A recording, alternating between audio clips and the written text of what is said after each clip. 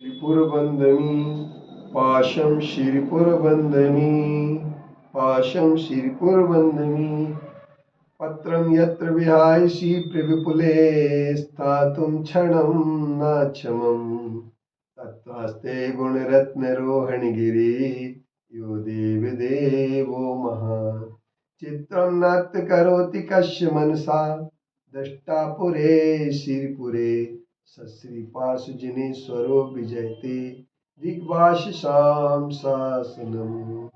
पत्र टिके न जहाँ अधर में गुण रत्नों का गिरिवर हो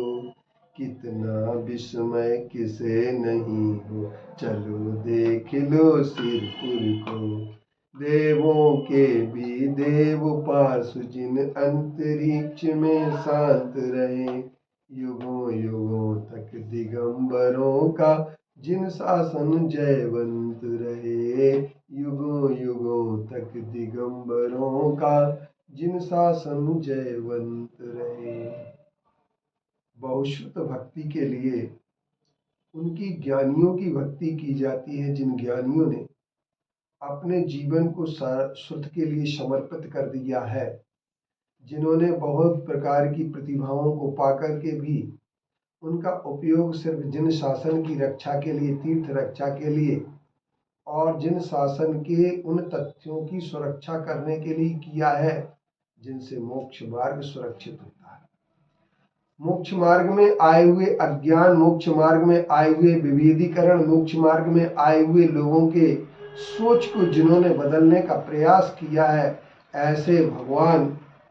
की वाणी का जिन्होंने अध्ययन करके और हर प्रकार की कला को जिन्होंने प्रस्तुत किया है, ऐसे उपाध्याय परमेष्टि जो स्वयं अध्ययन करते हैं लेकिन सबको अध्ययन कराते हैं, वह वे बहुश्रुत कहलाते हैं।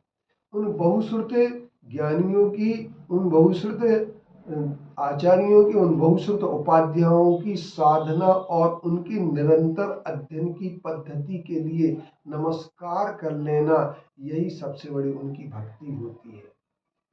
और जो 11 अंग 14 पूर्व के धनी होते हैं, ऐसे सभी भाषाओं में जिनका ज्ञान होता, बहुभाषा के विद होते हैं, बहु विधाओं के विद होते हैं, जिनके लिए सिद्धांत, व्याकरण, न्याय, तर्क और मनोविज्ञान, इतिहास, इन सब चीजों का जिनको ज्ञान होता है, चिकित्सा शास्त्र का ज्ञान होता है, संलेखना करने में जो सबसे ज्यादा निपुण होते हैं, ऐसे बहुश्रुत ज्ञानी जो हमारे साधु होते हैं, उपाध्याय होते हैं, वे उपाध्याय हमारे लिए निश्चित तौर पर सदैव सदैव के लिए वंदनीय होते हैं। उनकी भक्ति करना हमारे लिए आवश्यक होती है। आज हमें बहुत सारे आयाम ऐसे दिखाई देते हैं जिन पर चर्चा करना आवश्यक है। हिंदी पर एक चर्चा आवश्यक है। जैन धर्म ने सबसे पहले हिंदी की शुरुआत आचार्य स्वयंभू जो हुए हैं, जिन्होंने अपभ्रंश की ग्रंथ लिखे हैं और आज से 1000 वर्ष पहले 10वीं शताब्दी के लगभग में हिंदी के बीज अंकुरित हो चुके थे और आचार्य स्वयंभू ने अपने सबसे पहले नंबर अपभ्रंश साहित्य में हिंदी की एक नींव डाली थी। ऐसे हिंदी के नींव के पत्थर बनने वाले स्वयंभू आचार्य के लिए मैं नमन करते हुए यह कहता हूँ, प्रत्येक जैन के लिए हिंदी हमारी जो भाषा है, भारत की सर्वश्रेष्ठ भाषा है, आज़ादी की प्रतीक भाषा है। हिंदी हमारे देश की माथे की बिंदी है और हम ये कह सकते हैं हिंदी हमारे लिए जीवन को ऊंचाइयों तक देने वाली भाषा है,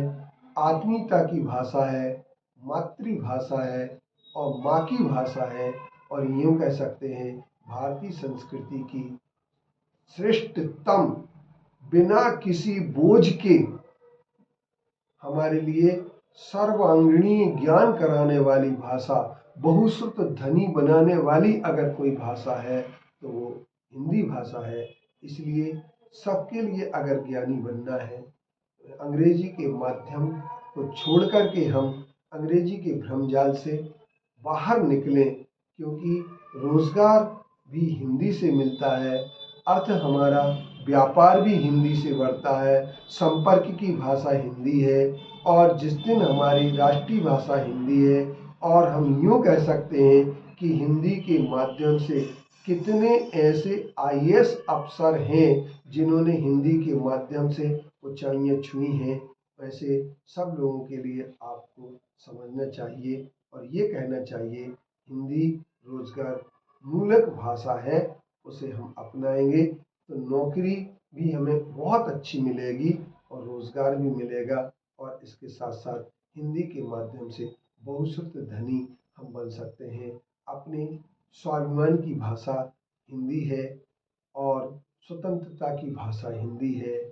गुलामी की भाषा अंग्रेजी है। उस अंग्रेजी को संपर्क की भाषा न बना करके हिंदी को संपर्क की भाषा बनाए, उच्च शिक्षा के माध्यम में हिंदी को अपनाए, क्योंकि अंग्रेजी अपनाने से कई लोग आत्महत्या जो आज हमारे सामने आ रहा है, जिन्होंने बहुत अच्छी पढ़ाई करते हैं, बहुत अच्छे मार्क लाते हैं, लेकिन अंग्रेजी माध्यम से वो उतने सफल नहीं हो पाते हैं। तो